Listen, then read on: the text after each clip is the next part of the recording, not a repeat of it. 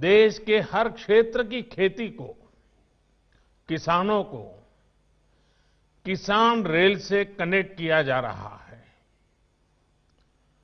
Corona की चुनौती के बीच भी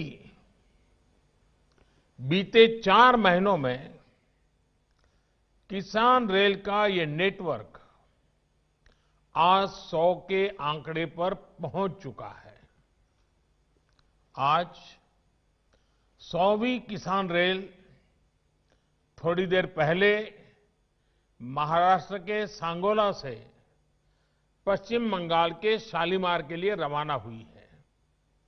यानी एक प्रकार से पश्चिम बंगाल के किसानों, पशुपालकों, मछुआरों की पहुंच मुंबई, पुणे, नागपुर जैसे महाराष्ट्र के बड़े बड़े बाजार तक हो गई है।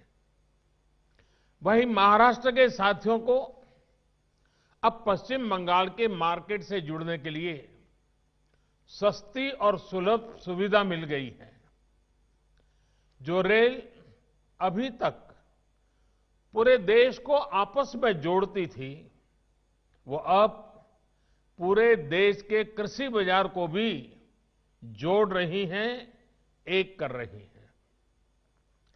साथियों, किसान रेल सेवा देश के किसानों की आमदनी बढ़ाने की दिशा में भी एक बहुत बड़ा कदम है। इसमें खेती से जुड़ी अर्थव्यवस्था में बड़ा बदलाव आएगा। इससे देश की कोल्ड सप्लाई चेन की ताकत भी बढ़ेगी। सबसे बड़ी बात यह कि किसान रेल से देश के 80% से अधिक छोटे और सीमांत किसानों को बहुत बड़ी शक्ति मिली है। ये मैं इसलिए कह रहा हूं कि इसमें किसानों के लिए कोई न्यूनतम मात्रा तय नहीं की गई है। अगर कोई किसान 50-100 किलो का पार्सल भी भेजना चाहता है तो वो भी भेज सकता है।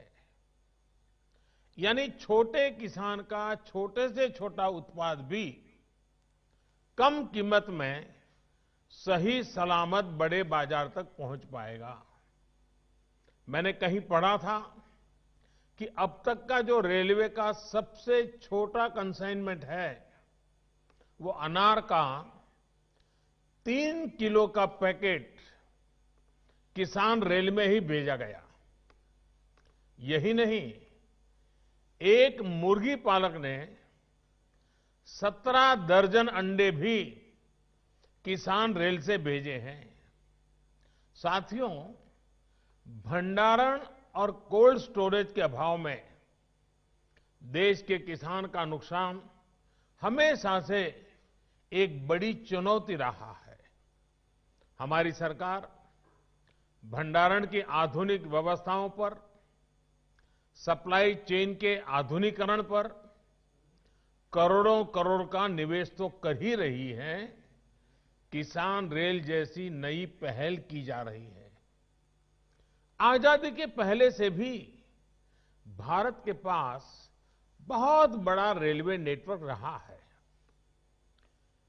कोल्ड स्टोरेज से जुड़ी टेक्नोलॉजी भी पहले से मौजूद रही है। अब किसान रेल के माध्यम से इस शक्ति का बेहतर इस्तेमाल होना शुरू हुआ है।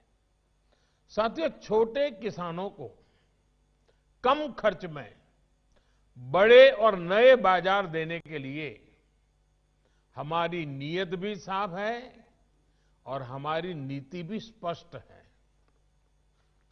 हमने बजट में ही इससे जुड़ी महत्वपूर्ण घोषणाएं कर दी थी। पहली किसान रेल और दूसरी कृषि उड़ान।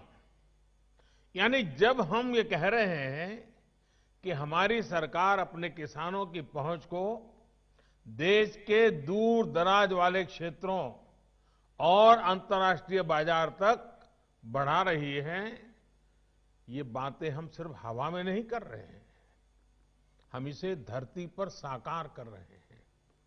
ये मैं पूरे विश्वास के साथ कह सकता हूं कि हम सही रास्ते पर है। साथियों, शुरुआत में किसान रेल साप्ताहिक थी। कुछ ही दिनों में ऐसी रेल की मांग इतनी बढ़ गई कि अब सप्ताह में